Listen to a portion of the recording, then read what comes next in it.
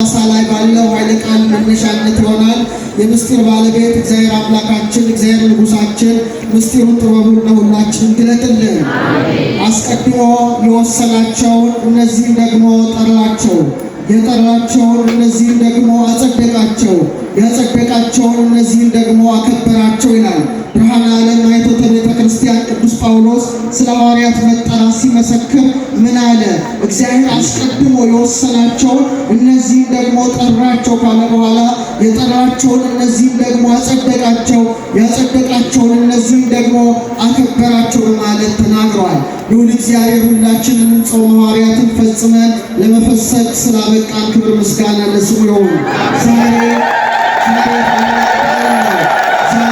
ሁሉንም ንዑዳን ክቡራን ሐዋርያትን የምናስብበት በዓል ነው።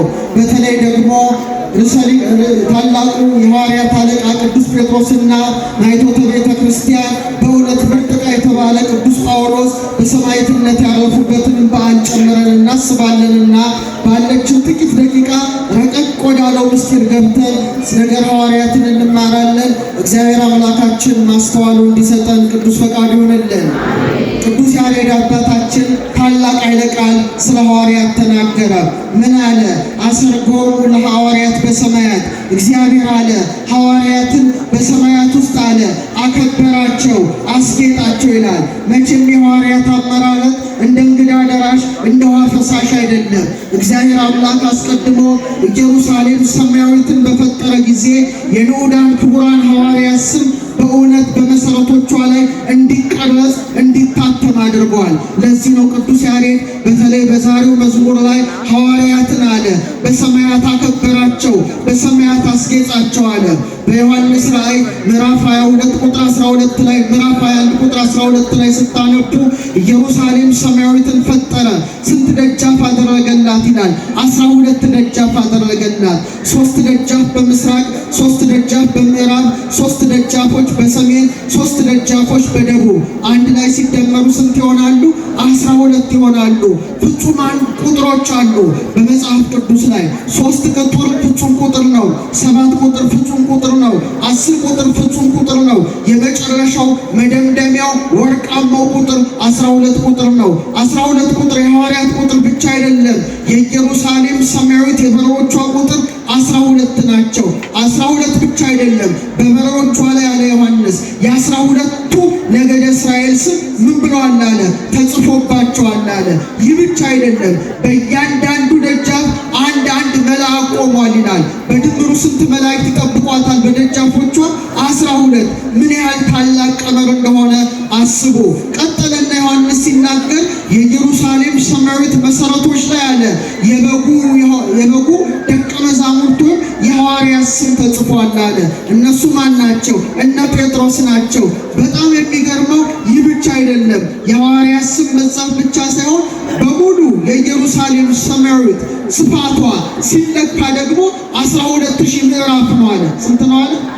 12 ነው። 12 ሲባዛ 1000 ማለት ነው። እንደገና ደግሞ ቅጽሯ በመልአኩ ክንድ ስትለካ ስንት ነው አለ?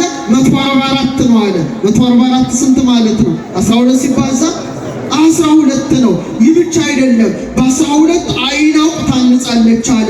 የከበሩ ዕንቁዎች በእውነት እያበሩባት ትገኛለችና ዛሬ የምናከብረው ታላቁ ሐዋርያ ቅዱስ ጴጥሮስ በኢየሩሳሌም ሰማያዊት ውስጥ የሚገኝ የሰንፔር ዕንቁ ነው።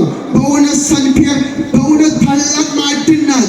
የኢየሩሳሌም ሰማያዊት ሁለተኛዋ የከበረ ድንጋይ ናት። እግዚአብሔር ሰንፔርን ሰማያዊ ቀለም ሰጥቷታል። ታዲያ ሐዋርያው ቅዱስ ጴጥሮስ በሰንፔር ዕንቁ ላይ ስሙ የተጻፈ የበጉ ሐዋርያ ታላቅ አባት ነው።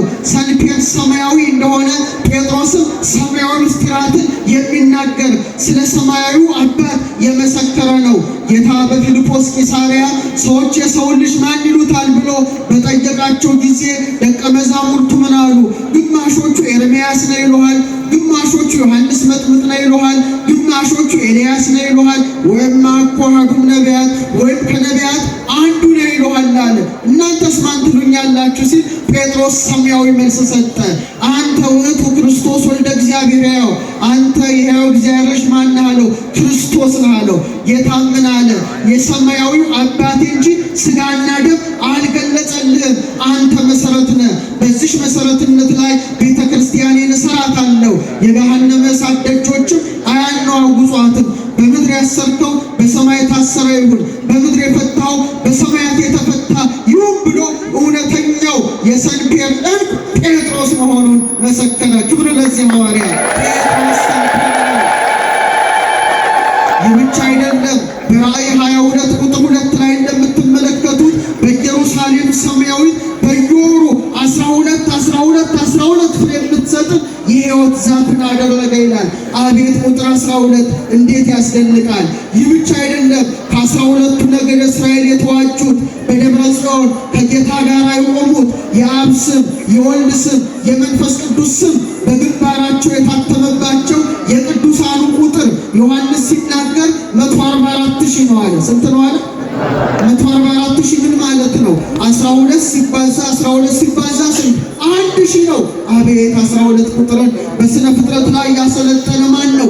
እግዚአብሔር ስለሆነ ታላቁ ማሕሌታዊ ቅዱስ ያሬድ ምን አለ? አሰርጎሙ ለሐዋርያት በሰማያት አለ። ሐዋርያትን አስጌጣቸው፣ አከበራቸው፣ አገነናቸው። ጳውሎስ እንደተናገረ አስቀድሞ ወስኗቸዋል፣ መርጧቸዋል። ዓለም ሳይፈጠር ዘመን ሳይቆጠር 12ቱ ተመርጠዋልና የኢየሩሳሌም ሰማያዊት መሰረቶች ሐዋርያትን በዛሬው ዕለት ኦርቶዶክሳዊት ተዋሕዶ ቤተክርስቲያናችን ታስባለች።